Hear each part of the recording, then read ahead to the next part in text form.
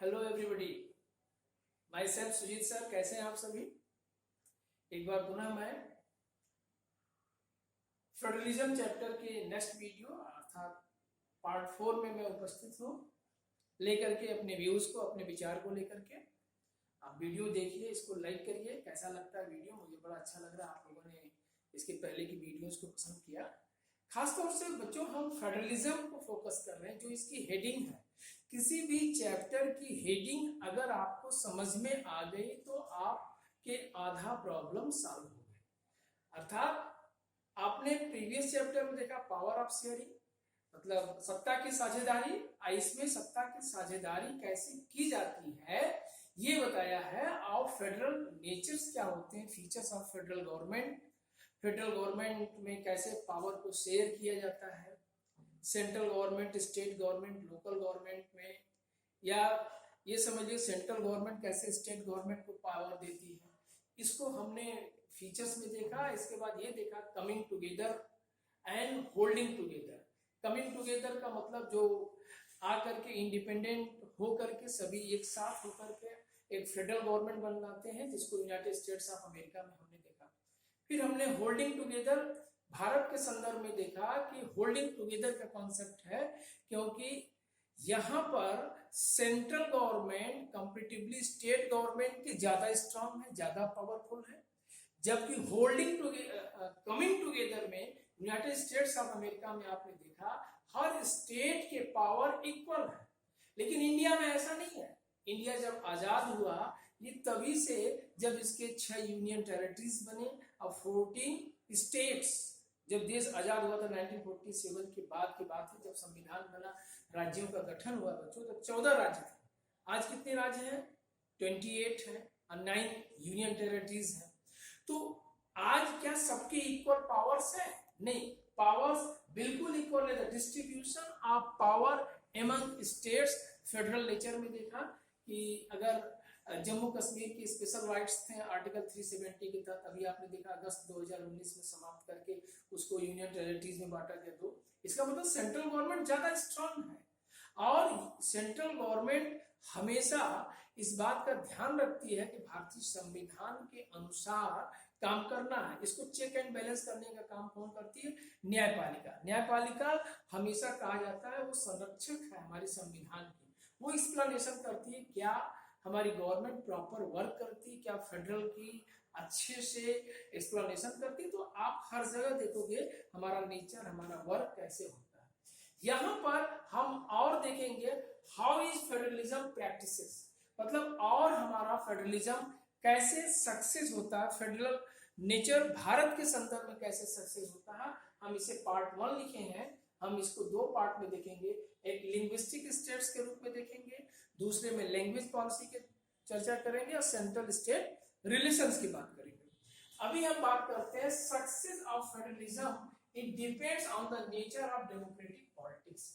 किसी भी कंट्री के फेडरलिज्म की सफलता वहां के नेचर पर डिपेंड करती है। भारत का संविधान जब बना था तो यहाँ के बच्चों ज्योग्राफी को भी ध्यान में रखा गया, यहाँ की भाषा को भी ध्यान में रखा गया, यहाँ के कल्चर को भी ध्यान में रखा गया। इक्वल पावर नहीं दिया गया। अगर लिंग्विस्टिक पॉलिसी की बात किया जाए तो 1956 में फजल अली के नेतृत्व में रीऑर्गेनाइजेशन कमेटी बनी लैंग्वेज के आधार पर। तो लैंग्वेज के आधार पर जब राज्यों का गठन हुआ तो उस समय इस बात का ध्यान रखा गया कि लिंग्विस्टिक स्टेट ही पॉलिसी को, स्टेट कंट्री को स्ट्रॉन्ग करेगी। उसी प्रकार कहीं ज्योग्राफी को देखा गया, कहीं कल्चर को देखा गया। पूर्वोत्तर के राज्यों को देखिए, नागालैंड का जन्म, मणिपुर का जन्म, मिजोरम का जन्म, या स्टेट का जो गठन है उनके स्पेशल कल्चर के आधार पे है। यूनियन टेरिटरीज को देखो, अगर आइलैंड से गिरा लक्षद्वीप है तो उसके अपने कल्चर्स हैं। पुदुचेरी, उसको अपने कल्चर्स हैं।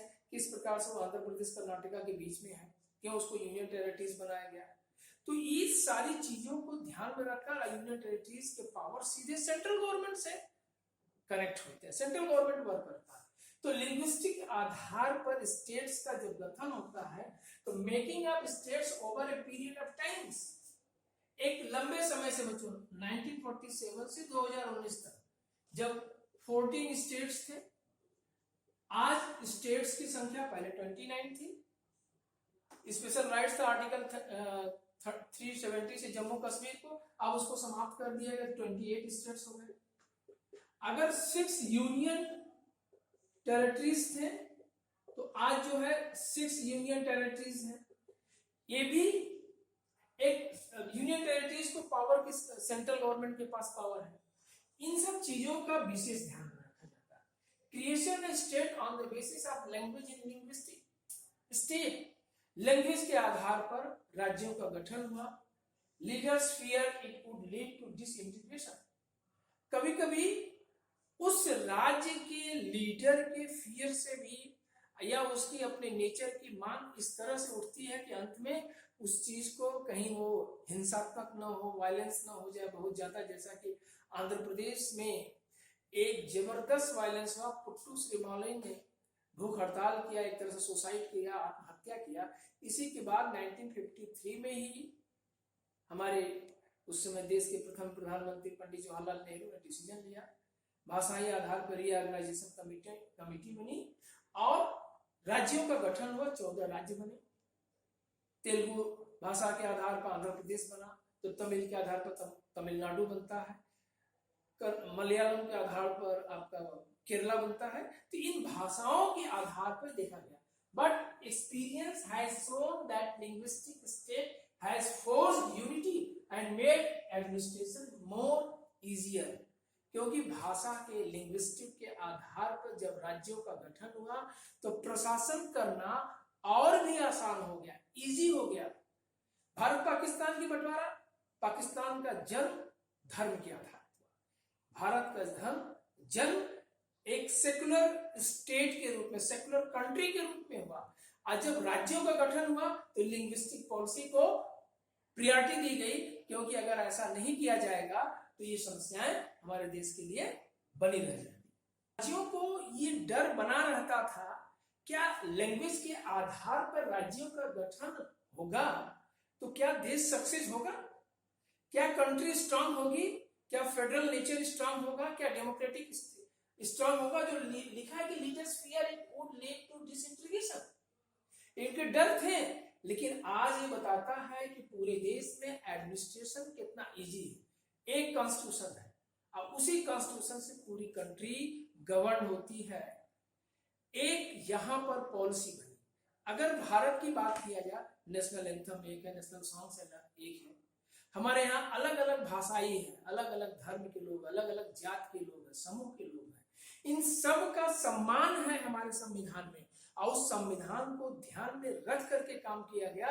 लेकिन कॉन्स्टिट्यूशन सभी को ऐसी आजादी देती है काम करने के लिए, ऐसा प्रशासन बना करके रखी है कि एडमिनिस्ट्रेशन करने में उस राज्य को, देश को इजी समझ में आता है। और बड़े ही इजी वे में लिंग्विस्टिक पॉलिसी के आधार पर हमारा देश आज भी सक्सेस है, स्ट्रांग है, मजबूत है। कैसे? सेंट्रल स्टेट रिलेशन में हम देखते हैं, कैसे हम लैंग्वेज पॉलिसी में देखते हैं। हम इसको सेकेंड पार्ट में हाउ इज फेडरलिज्म प्रैक्टिसेस, इसके सेकेंड पार्ट में हम देखेंगे तो और इजी हो जाएगा समझ में। Thank you for watching video. आपको कैसा वीडियो लगा बिल्कुल बताइएगा। आशा है आपको अच्छा लगा होगा बच्चों। Thank you. सब्सक्राइब करिए और लाइक करिए।